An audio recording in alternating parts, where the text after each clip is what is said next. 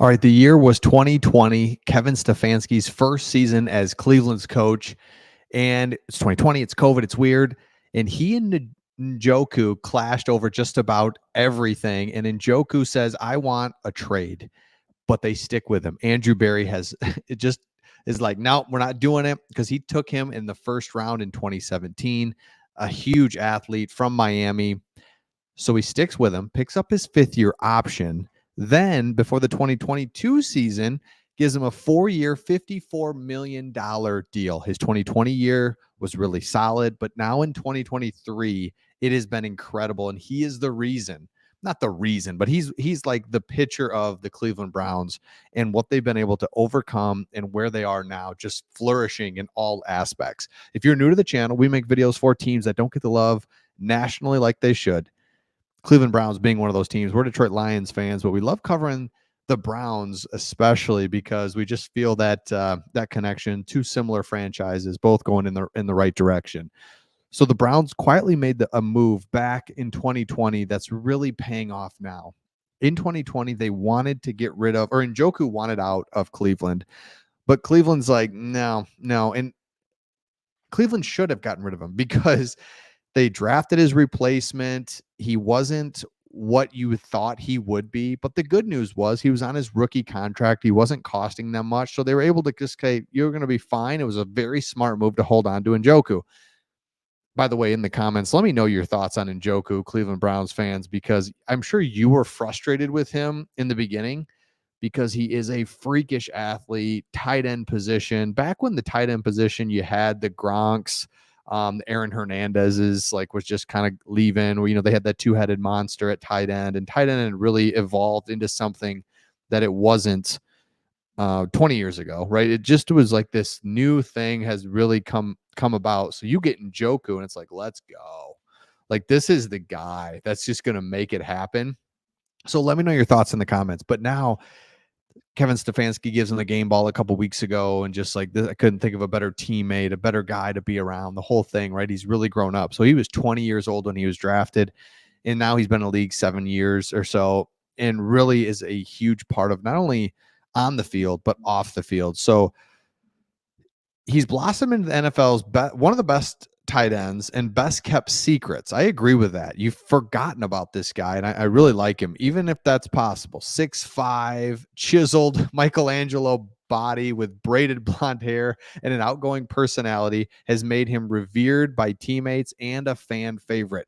After the Browns clinched just their 3rd playoff berth since 1999 with the win over the Jets, Njoku was captured, celebrating, being the man. Love it. We're going to the playoffs, baby, he says.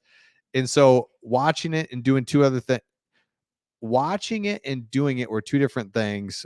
Like, doing it, I was like, whatever, we're having a good time. Watching it, I'm like, oh, shoot, I did some wild stuff, but it was awesome. Talking about his time in the locker room because he has been selected to the Pro Bowl. And you're a Cleveland Browns fan. You're in the playoffs. You've got Pro Bowlers. You've got options, weirdly, oddly, at quarterback for next year in the future with Joe Flacco. Do you do something that, who knows, who cares? You're in the playoffs. And Njoku's the guy that's really carrying it. And so over the last 4 or 5 games with Joe Flacco, who they've developed a chemistry. I've talked about it a few times on this channel about how Flacco hits him in stride. And this dude is just so athletic and it's such a weapon. He splits out. He's on the line of scrimmage. He's really allowed the Cleveland Browns to do a lot of things on the passing game that fits Joe Flacco. And if they can get the running game going, they'll be fine. Whereas we know the Cleveland defense is so good, they'll keep them in games. Now you've got the tight end outlet, you've got that safety net, all the cliche things that you say, but it's so true because it's like, all right, the rubber meets the road. It's 3rd and 5. And Njoku's a guy that you can absolutely go to. Another thing that the Browns can be excited about is they've got Kevin Stefanski. One said he should be coach of the year, and it's not even close. You got to give it to this guy, man. He comes in, same thing as like what the Lions are dealing with, where you just a bad franchise for many years, and it's like, can you get over the hump on just the mental side? Can you get over losing and going forward, and how are we going to get screwed this week, and what bad call is going to go against us? And it's like there's a lot of stuff to go through. So Defensive coordinator Jim Schwartz has seen it all in his 31 years in the NFL, including 5 years as head coach of the Lions. There it is. And he knows NFL Coach of the Year well.